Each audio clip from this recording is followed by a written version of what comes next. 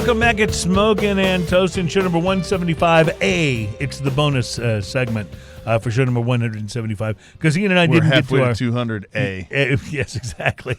Ian and I didn't get to our top 5 brewery list, so we'll do that in this final bonus segment. Plus, I wanted to give a shout out to Bruce Stark, who commented that the brewery Becker in Brighton, which he says is 6 blocks from his house, and that came with an obligatory smiley face because anytime you got a brewery walking distance from your house, yes, that's pretty special. That's when I move. At some point in time, I'm going to move, and I'm going to try to move close to a brewery. He also says it's more of a brew pub than a brewery. I don't think you can get their stuff anywhere but their pub. And, there's a lot of places like that. In fact, I will just say there's one of the breweries that made my top 5 list that I cannot buy their beers in the store. I have to go to the brewery to get them. So, one of the things about brew pubs that people may or may not know, brew pubs a lot of times will contract their beers, and don't take this to be any bad thing. What they generally do is get a local brewery to make their beers. Like for a long time, we had BJ's here in town, and St. Arnold would make their beers for them. And that's actually super cool. Which means your beer's really good, eh? Yeah, so you're having a great brewery make the recipes for that. And it's really interesting because, some brew pubs don't have all the facilities to manufacture the beer. Right. Now some of them do, and some of them just do the local thing. Well, you think like Platypus, for example. Like Platypus, and it's good to see Platypus, by the way, has now have some cans out, and they're starting to actually branch out a little bit. They're in Kroger's and H-E-B's as well. They were just local brew pub, and great food at Platypus. And location for my birthday party. Yes. Which was great. Yeah, fun. we had a good time there. That was wonderful, yeah. All right, Ian, we've gone through the rate beer list. While there were a number of breweries on it that I thought were excellent and totally deserved to be on the list, I really kind of take issue with their top 5. I don't think their top 5 are all that necessarily in the way that... Like some of the top 5, I don't know, so I can't say on that because, who wrote this? I don't know. If I wrote it, I'm sure there's breweries that I would put on there that... Dogfish Head was 98. Dogfish Head being 98 is a little bit weird to me because that brewery... Talk about innovative. You can look at it a couple ways. First off, you can look at it as the beers that they make now. Or you can look at it as what they do for the community of beers. And what they do for the community of beers, they're the guys that, while they may not be the most popular, they're always pushing the envelope on the weirdness and all the craziness that you can do with beer. They're always pushing, and they're always going one level further than you could ever think for a brewery. And they're the ones that will take that chance and do that and not make the mainstreams. They have a couple things that they've made closer to mainstream, but you know what? They're still a little bit different. Yes, absolutely. And they not only have landed on some brands that they can continue to release on a regular basis, but they do wonderful limited releases. Yeah. Wonderful. The 75-minute IPA that they released, limited release, outstanding, fantastic. And what is it? I want to call it Moonpools and Caterpillars, but that's the name that's the name of the flaming. They did a beer with the flaming lips and Moonpools and Caterpillars. So good. It was. I'll think of it. I can't think of it either. Brian, help us. What's that? I said, Brian, help us. Yeah, right. So with them though, let's consider what they've done. Their 90-minute IPA is 100% top of the style. Absolutely. And the 120 is a wonderful, like if you want to be really indulgent, but the 90 is almost as good, and you don't feel like you're being quite so decadent when you drink it. Yeah, the 120, I don't feel guilty when I drink the 120, although sometimes it comes in at around 18%, which is, let's just be frank, it's for an IPA that's way over the top. Really ridiculous, but it's so good. Yes. And it's so ridiculous, and I love that about Dogfish Head. They also have one called the Midas Touch. Yes. Which is an ancient recipe brewed with honey and everything. It's absolutely awesome. They're just not afraid. And let's not forget, on the lighter side, the Slightly Mighty, that's one of the best low-cal, low-ABV beers that you can even think about coming up with. It's just really good stuff. I think of Dogfish Head as the Terry Bradshaw Hail Mary of beers. Like, they just go out there. They're like, it's going to make it or it's not. This is 2 sports references for you on one show. It's amazing. which I believe is a record. Yes, I believe it is. Okay, Ian, I think it's time. You should give yourself your own drum roll from the sound effects machine, which, by the way, as you know, we spare no expense. No, that's the wrong sound that effect. was for me. Oh, okay, gotcha. We spare no expense with our sound effects machine.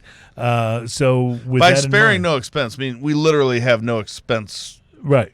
in this. Yeah, no spare expense. There's the drum roll, ladies and gentlemen. Ian Barry's top 5 favorite breweries as of right now. In no particular order. Oh, come on, you have to order them. I have to. You don't have to, but Have to. I thought that was the deal. I'm like hiding my phone from. I'm not here. looking. I believe you. I really want to be surprised. I'm one of those Reading people a that reflection off my glasses. I'm one of Okay. those people that doesn't like snoop at like Christmas presents because I want to be surprised. All right, so in no particular order, Okay. but in order for you. Number 5, I'm going to go with Bell's. Bell's Brewery. Have you ever had anything from Bell's that isn't outstanding as far as No. quality goes? The Two-Hearted Ale is There's a couple beers that they make that I don't like. yeah But that's because, frankly, I don't like black licorice flavor in my beer. right, and so you weren't know. going to like it anyway. I wasn't going to like it anyway. Well, I'm But that the way bottom about line St. is- Arnold. Like, I don't like the lawnmower, but I respect it, and I know tons of people do. I just don't like that particular style Right. of beer, and it doesn't make me think any less of St. Arnold as a brewery because they make that. In fact, there's people I know that's by far their favorite. Their beer. favorite, yeah. Yeah, And I so- like it. I think it's fine. It's just not to my palate. That's all.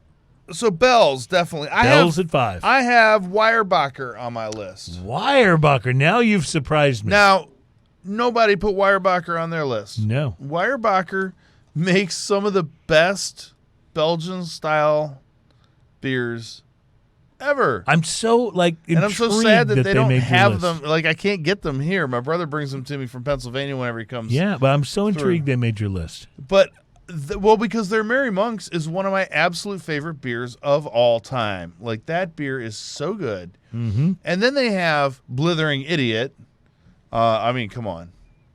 That's amazing. Then they also have their Quad. They have, there's so many amazing beers from that place. And Tell they're your all brother- in the same style-ish. Yes. And I'm okay with that because that's all, one of my absolute favorite beer styles of all time. So, anything on the Belgian side of stuff, I'm going to generally like the beer. Yep. And barley wine kind of stuff, I'm going to like the beer. Like, those are just things that I absolutely love. So they make top of the list because that. Okay. Well, tell your brother to bring us more when he I need to have him returns. send some, right? Dogfish Head, for all the reasons I mentioned earlier. Oh, yeah, made your list. I love don't buy this. Dogfish Head all that often. If I want an IPA, I only have a few choices that I generally snap up at the store, okay? Mm-hmm. And those are most anything by Stone, although the Chocovesa is a little weird. But Yes. most anything by Stone, and then Bell's Two-Hearted Ale, and then any other IPA that I pick up is probably going to be Dogfish Head. Interesting. Because 90-minute IPA. I mean, it's so good.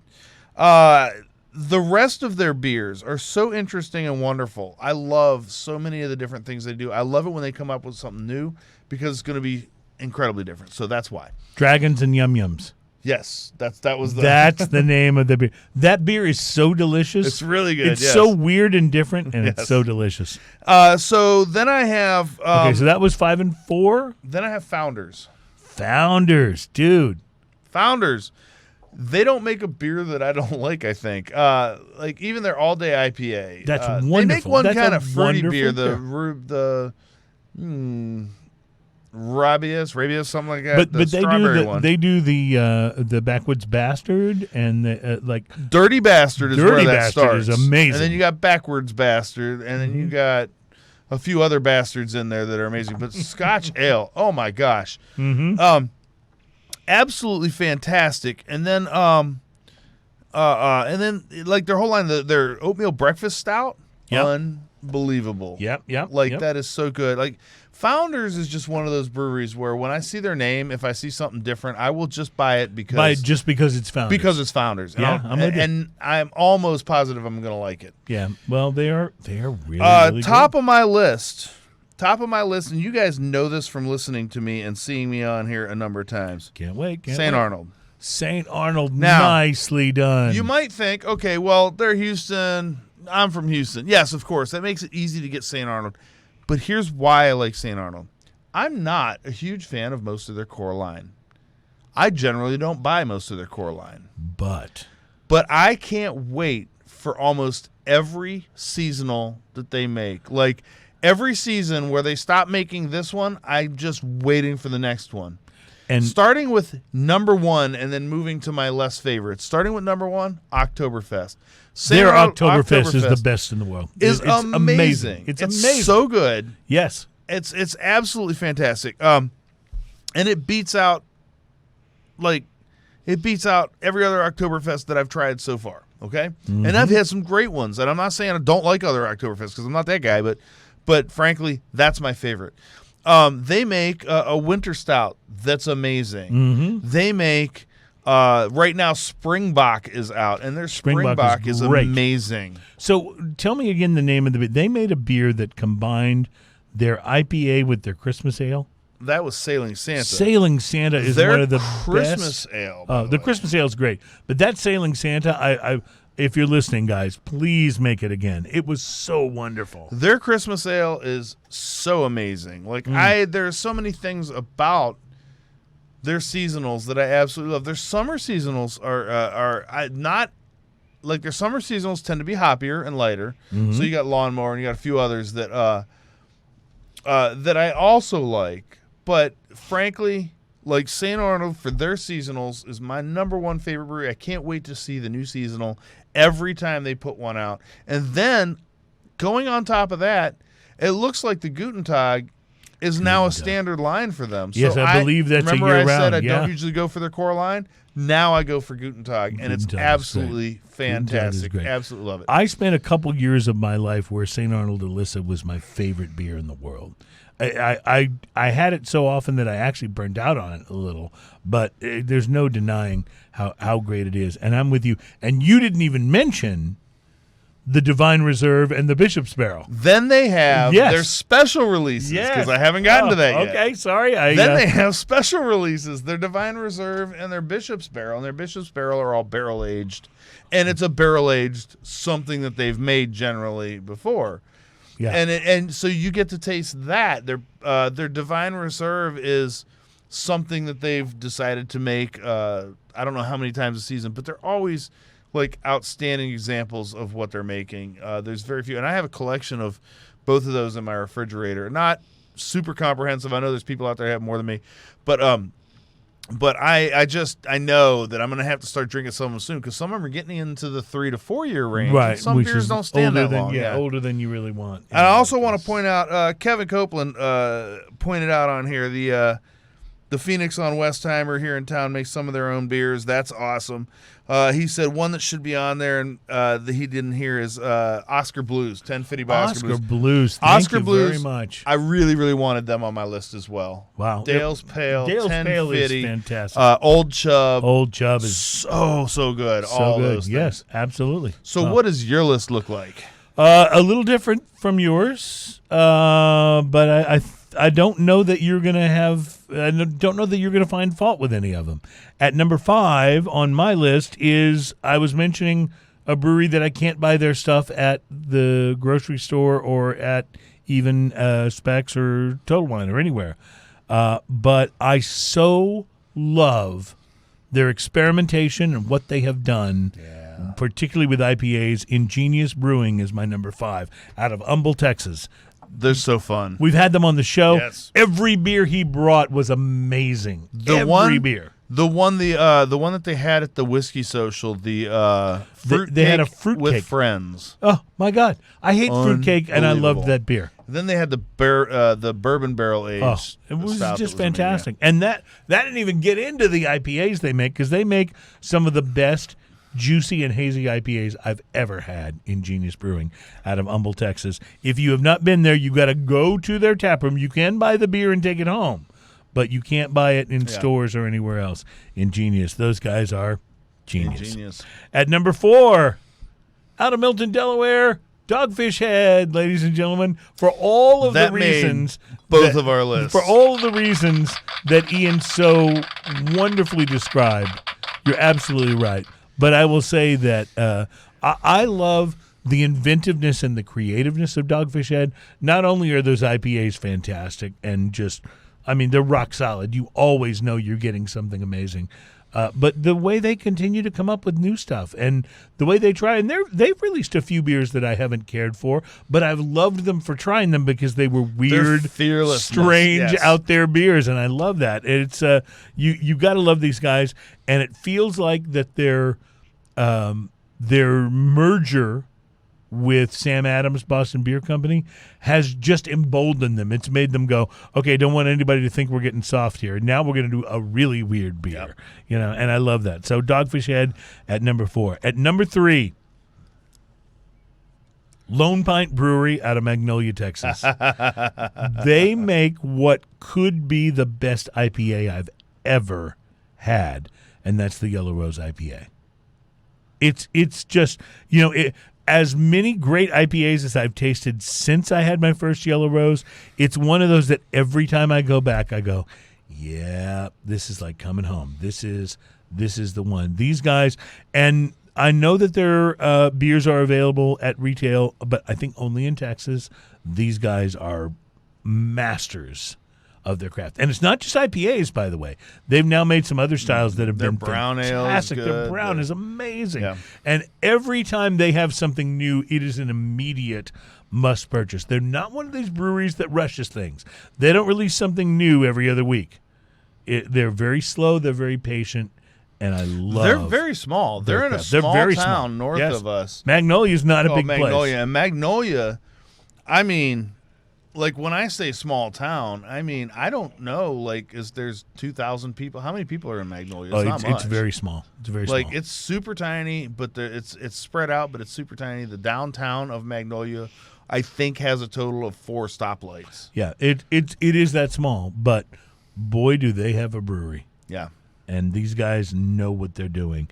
And they're just such slow, careful craftsmen. And I love that when we had them on the show, they did something nobody else has done ever. Yeah, they brought a beer they weren't all that crazy about. And I think they did it just to test us. And we were like, yeah, I mean, we were polite, but we were like, yeah, it's not my favorite. He goes, yeah, this one's not very good. Like, he just brought, like, these crowlers of things that they had whipped up, there at the brewery. Which is its own level of awesomeness. Its own level of awesomeness because he was fearless to do that. Think about it.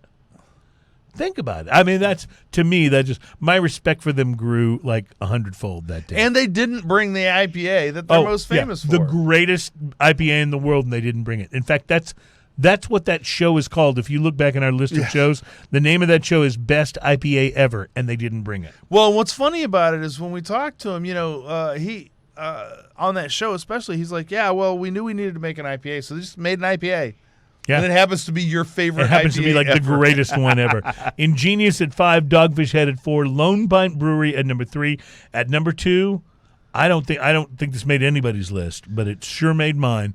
Bear Bottle Brewing out of San Francisco, California. I don't know anything about them. Well, really. actually, you do, because we've had a couple of their beers on the show. Name sounds familiar. And they are masters of the IPA. But it's not the only beer they make. They make all kinds of different iterations and things. They are wonderful. So what is that? What are you showing me there? Brian put up population of Magnolias. Remember I said 2,000 people? Yeah. 2,105. Well, there you go. You were damn close. That's where the best IPA in your mind ever is made. Comes from a town that's smaller than the small, tiny town I grew up in. That's amazing. Smaller than the tiny town I grew up in. Yeah. We both grew up in tiny towns. What are we doing here drinking extra añejo tequila? Finally, at number 1 on my list, Ian, I don't know how you're going to have any problem with this. From Broussard, Louisiana, Parish Brewing Company. Parish Brewing. The makers of Ghost in the Machine, as well as so many other great beers. Yeah. That's the thing. They could have made my list with just Ghost in the Machine because it's that good. But I got to tell you, the thing that put them over Lone Pint into my number one spot, because this is really hard to rank, as you know, because you copped out on that and didn't want to rank yours. But the thing that put them over was how good the rest of their beers are. Yeah. And not that Lone Pint's other beers aren't. They've just got more of them, and they're all really amazing. All right, I have a challenge for you. All right, go for it. Since we're doing a top 5 list, I think for next week what we might do, and we could just pop this on at any point in time, one of the segments, or maybe do it in a bonus segment, Okay. is I'll make a list of my top 5 IPAs. Wow. Okay? My absolute 100% top IPAs, and you have to make a list of your top 5 things that aren't IPA and are actually brown. Okay, so I make a It list. has of to my be a top brown 5 beer. Top 5 brown beers, and you make a list of your top 5 IPAs. Yes. Challenge accepted, sir. Gauntlet thrown down, and challenge accepted. By the way, speaking of next If I had a week's show, glove, I would slap you with it. Speaking of that would be awesome, by the way. Speaking of next week's show, Jordan Davis will be joining us. He is from a very interesting company called Heaven's Door. It's Bob Dylan's whiskey. Now, we met him at the Whiskey Social. Yes. And he was super nice and really thought it was a fun idea. So I'm super glad to have him Now, on. we've tried Heaven's Door. We did. We tried the Kentucky whiskey on when on it the first show. came out, too. Uh-huh. Yeah. And we both actually said, you know what? This is actually really good. So because we're both dubious of superstar whiskeys Conor and McGregor. Conor McGregor, yeah. But it was really good, and so I'm very interested in having him bring on some of the other iterations that we have not tried. That are way too expensive to try. Hey, it's Bob Dylan. He needs cash. It's not like he wrote all along the Watchtower or anything. Right. So we're looking forward to that on next week's show. Plus, my list of the best brown dark beers I've ever tried, and Ian's list of his favorite IPAs. Yeah, you can have any style of beer you want as long as it's brown when it's in the right, glass. It can't be a pale. No. Right? Okay. No pales, no Mexican lagers, none of All that. right, fair enough. This challenge accepted. This has been a very fun show, and not just because the tequila was so good. Oh, I'm out. Hold on. If we're going to cheers. My glass seems to be a little empty, too, so you can take care of that. Want to thank Adam on the Wheels of Steel, and want to thank everybody behind the scenes who helps to make the show happen. By the way, while we were on the show, I got a text from our good friend Chris Hart, who nobody cares about, and he is confirmed for our whiskey blind taste test show, which will be coming up in about a month. So, all right, well, we're I'll looking text forward to that. Alan as soon as we're done here. All right, very good. Ian, my friend, it is so good to see you. So good to enjoy fine beers and tequilas with you. Did you get that? That sounded That was awesome. great. Can we do that again? Nice. Wow, that needs to be some sort of a... That is music to my ears. Yes, it is, and to our taste buds. Have a great week, my friends. Trust no one, and cheers.